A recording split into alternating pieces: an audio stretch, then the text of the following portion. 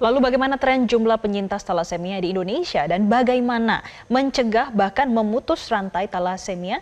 Kita akan membahasnya bersama dengan Yohana Elizabeth, pegiat yang juga pendiri Yayasan Bentang Talasemia.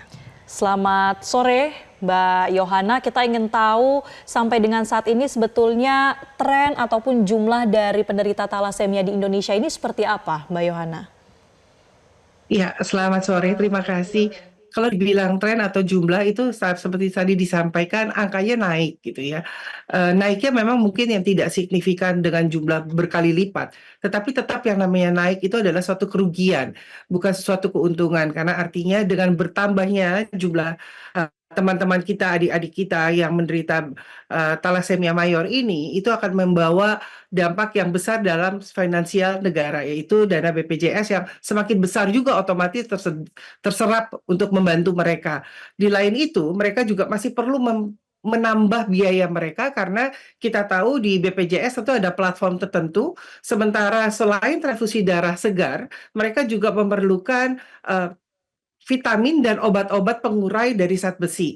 Nah, ini yang cukup angkanya tinggi. Jadi tidak hanya di-cover oleh BPJS dari platform tertentu, kalau tubuh seseorang itu lebih karena per 10 kilogram per orang itu butuh kurang lebih kalau tidak salah sekitar 3 juta. Jadi kalau dia lebih itu katakan 40 kilo, maka dia membutuhkan sekitar 10 sampai 12 juta per bulan hanya untuk satu jenis obat yang membantu zat besi untuk penguraiannya. Nah, ini akan menjadi tidak hanya concern kepada negara, pastinya juga kepada penderita atau orang tua atau keluarga ring satu yang terlibat di dalamnya untuk finansial secara khususnya. Mbak Yohana, trennya ini naik, apa penyebab tren talasemia ini naik setiap tahunnya? Ya, kalau dikatakan penyebab, mungkin salah satu indikatornya kurangnya ada pengertian atau pemahaman tentang talasemia di masyarakat secara umum. Untuk itu Yayasan Menuju Generasi Sehat, kami berkomitmen berlima, di dalamnya ada Andri dan Michelle yang kebetulan orang tua dari 2 anak yang menderita talasemia mayor, di mana anak pertama sudah berpulang di usia 5 tahun, konan, dan yang saat ini ada Kristal yang masih setiap bulan menerima transfusi darah, berusia 7 tahun, dan juga ada Profesor Eko Indrajit dan Kakak Lisa Arianto, putri dari almarhum Rianto. Nah, kami berlima saat ini mencoba menggerakkan nilai-nilai edukasi atau awareness kepada masyarakat di segala lini lapisan, baik itu di sekolah, universitas, dan perkantoran. Nah, ini salah satu indikator yang kita bikin menjadi lebih besar supaya tingkat itu tidak menjadi tinggi, tetapi kami berharap pelan-pelan untuk menurun. Kalau kita sudah bisa tahu tentang apa itu talasemia, dan ini satu-satunya penyakit yang bisa dicegah, satu-satunya penyakit yang bisa dicegah, saya ulangi. Nah, kalau kita tahu kita punya edukasi yang sudah baik, tahap berikutnya adalah bagaimana kita mau men-screening diri kita. Datang ke laboratorium tertentu, cek darah seperti kita pengen tahu darah, golongan darah kita atau resusnya, jadi cuma sekali saja, dan kita bisa tanya apakah kita minor apa tidak. Pada saat kita tahu kita minor, maka sejak dini, sebelum kita ketemu pasangan hidup, sebelum jatuh cinta, sebelum nalar logika kita kalah dengan emosional, nah makanya kita bisa mencegahnya. Nah, ini salah satu indikator untuk membuat tidak menjadi naik dan turun. Dan tentunya juga adanya kebijaksanaan advokasi dari kepemerintahan pusat. Misalnya, dari Kementerian Agama mulai mewajibkan adanya screening talasemia ya, minor apa tidak. Jadi kalau sama-sama minor tidak ketemu.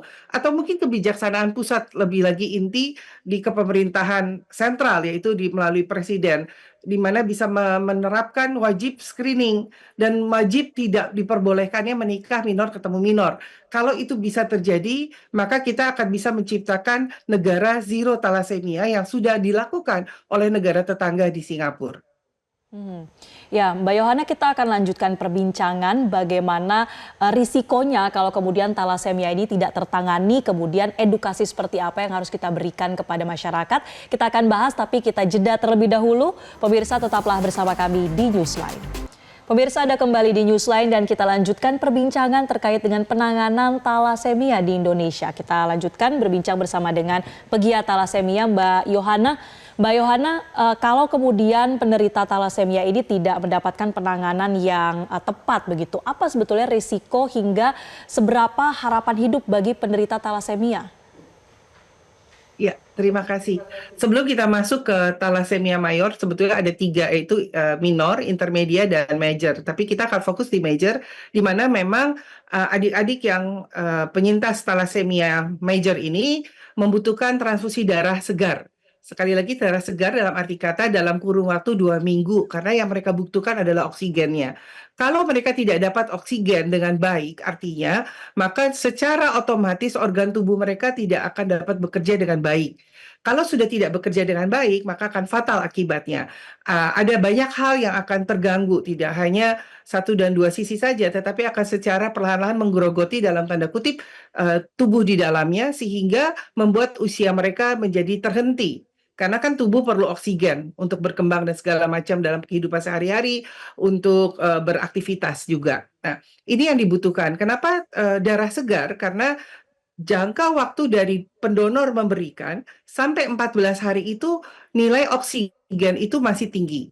Nah, kalau kita datang ke bank darah, biasanya kita akan dapat darah yang tidak dalam usia di 0 sampai 14 hari, bisa lebih dan sebagainya. Pendonor hanya replace. Syukur-syukur bisa dapat di situ. Nah, tapi kemungkinan itu kan bisa dikatakan 50-50 mungkin itu. Makanya kami selaku penggiat bersama-sama dengan Michelle Andri, Prof. Eko, dan Kalisa, kami juga membawa komunitas pendonor darah tetap.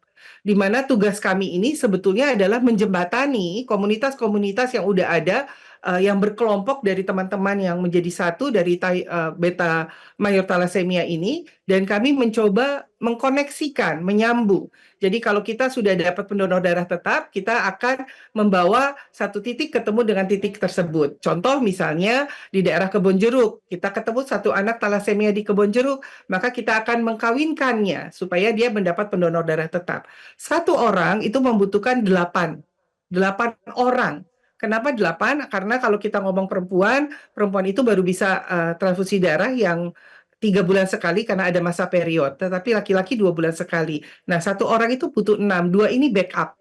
Jadi ini yang kita mencoba membawa mereka untuk tidak terlalu pusing mencari orang-orang yang bisa mencari donor darah, dan kita mengetuk semua orang yang sehat menjadi malaikat untuk mereka. Berdonor artinya tidak harus selalu dalam sumbangan itu dalam nominal atau benda, tetapi juga ternyata darah kita bisa menambah umur teman-teman kita. Jadi ini yang membuat mereka akan bertahan hidup lebih panjang. Sistem mekanisme kedokteran dan kesehatannya juga perlu diperhatikan. Nah, kalau kita bilang kendalanya apa, tadi sudah saya diterangkan bagaimana seseorang untuk mendapatkan pendonor darah tetap. Ini yang kita pengen coba giatkan untuk masyarakat di Indonesia bersama-sama. Kedua adalah terbatasnya unit transfusi darah di rumah sakit. Tidak semua rumah sakit memiliki unit transfusi darah. Nah, sehingga kalau satu tempat memiliki tempat yang limited, sementara teman-teman kita kan contohnya di Jawa Barat ya, yang nomor 1 thalassemia mayornya. Nah, kalau tempatnya itu terbatas, maka akan ada penundaan. Nah, penundaan ini akan merusak kembali organ tubuhnya. Kalau yang sudah parah, biasanya juga akan mengikis tulang lunak di tubuh, kayak kuping, hidung gitu ya. Lama-lama akan masuk, makanya lama-lama hidungnya akan sedikit ke dalam daripada normalnya. Tapi itu proses yang terakhir.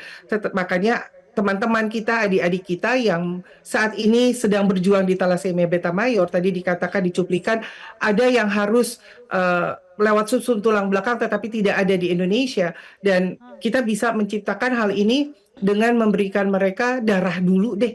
Itu asupan pertama oksigen yang diperlukan. Nah, ini yang perlu diperhatikan bersama-sama, dan saya mengajak juga untuk banyaknya rumah sakit yang bisa membantu menyediakan unit transfusi darah di rumah sakit tersebut. Kurang lebih seperti itu.